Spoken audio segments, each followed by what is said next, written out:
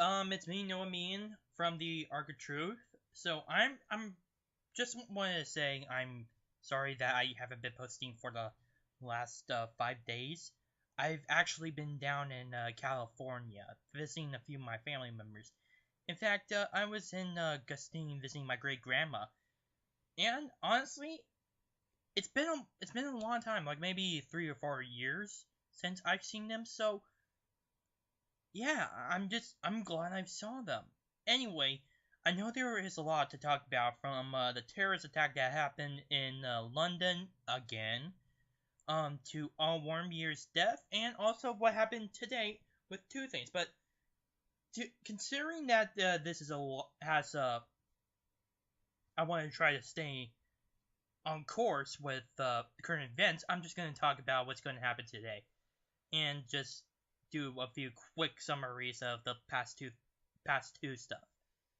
Now, just today in the Georgia special election, we have I think it was Otto. Hold on, let me see on my phone. It was.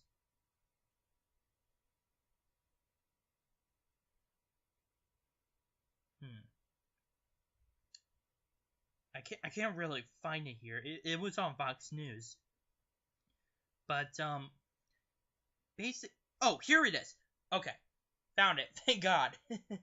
Okay, so as we know that there was a special election because Tom Price was appointed as a Secretary of Health and Human Services in the U.S. cabinet by President Donald Trump.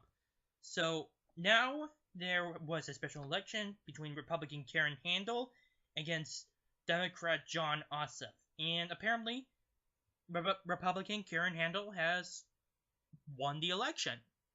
Not really surprising me there, considering that this is a Republican state. This has been voting Republican, I think, since the 1960s. In fact, the overall score, I think it was, the overall voting average was 48 for Ossoff. Yeah, Jon Ossoff, and 52 for Handel. Or at least that is what I got currently. I think the votes are still being counted, but at the same time, you have to admit that this kind of shows that Donald Trump still has a lot of support. I mean, the media has been constantly talking about how Donald Trump's support is going to be tested throughout all these special elections, and if he loses any of them to the Democrats, that just shows how unpopular he is. Well, I got news for you guys. He won all of them. Well, technically the Republican Party won all of them, but still, this shows his base still solidified across a lot of the country. And the fact that the Democrats could not win one special election, just shows how pathetic the Democrats have become. They couldn't win one. I mean, true, these are a lot of Republican areas that they were in, and some of them did have some anti-Trump movement in there, which the Democrats tried to attempt to bring it in. But seriously, you didn't win one election. At least so far. I don't know how many elections there are.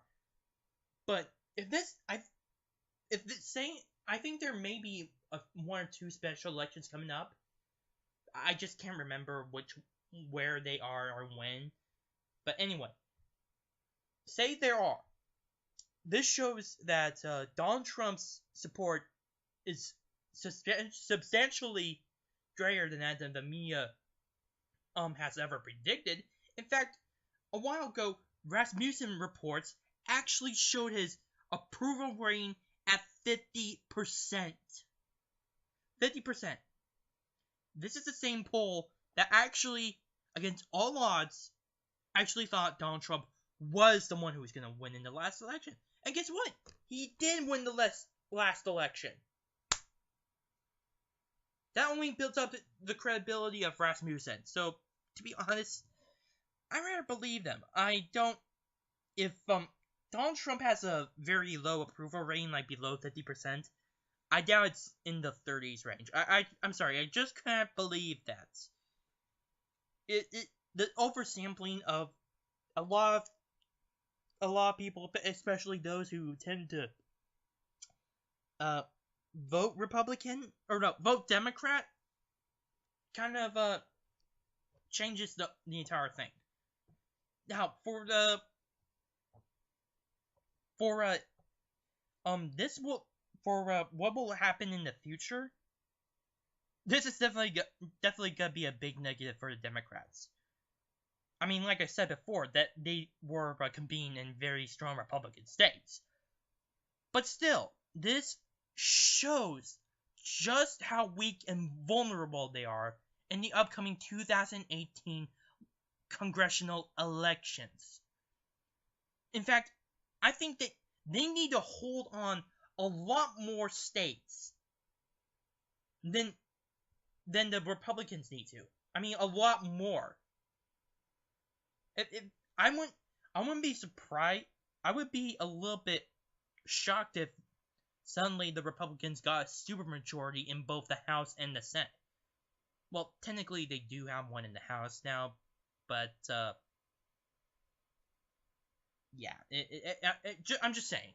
But just showing that not only shows the popular support from Donald Trump, but it also shows that the fact that because of the election, because that of the lack of a platform, the Democrats are lagging behind. And if this continues on with the whole, oh, we're anti-Trump, we're against the Russians, duh, or something like that,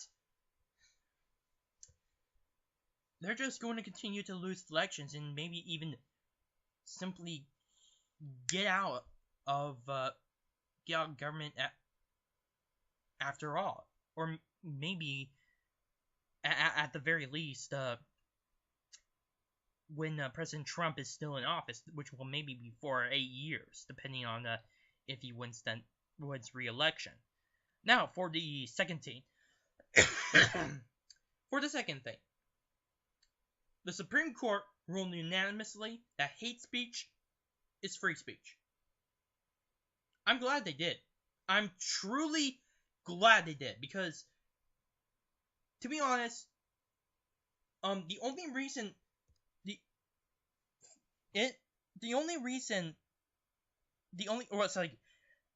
thing that prevents you from allowing freedom of speech would be if it were to incite or support violence in any other way. I'm talking to you, Antifa. I'm talking to you, BAM. I'm talking to you, Larka. Just saying. And besides, this is kind of what Sargon Vakad said, because he was reporting on this same topic. When one might think would be offensive to a person, another person might think, doesn't offend me. Heck, that is kind of how how it's been like for the last 2 or 3 years, ever since the rise of social justice warriors. This is ever since, because of these safe spaces, it's been more of infringing on our freedom of speech, because it was deemed offensive by a minority of people. This is definitely tyranny of the minority. Complete tyranny of the minority. No one likes that. In fact, it infringes on the rights of the majority to speak out what they want to say, and even it shames people. Who does that? That's a stupid question. Social justice warriors, progressives. Yeah. Those idiots. Oh, and Antifa too. There are always a bunch of idiots. But honestly, I'm glad that they ruled unanimously that hate speech is free speech, and because of this Supreme Court case, I repeat, I hope that safe spaces would be abolished across universities. I really hope so, because I do not like it when someone infringes on my freedom of speech just because, one, they find it offensive, and two, it simply does not go with their opinion. I don't care about your opinion. I want to say what I want to say, and I want to say what I feel. I don't care what you think. I'm willing to have a discussion with you. I'm willing to have an open debate with you. By the way, if anyone wants to have an open debate with me, I'm willing to do that. But the point is, the safe spaces definitely do not help minorities. They only help to quell freedom of speech just because it's something like blasphemy. It's as if it's religion.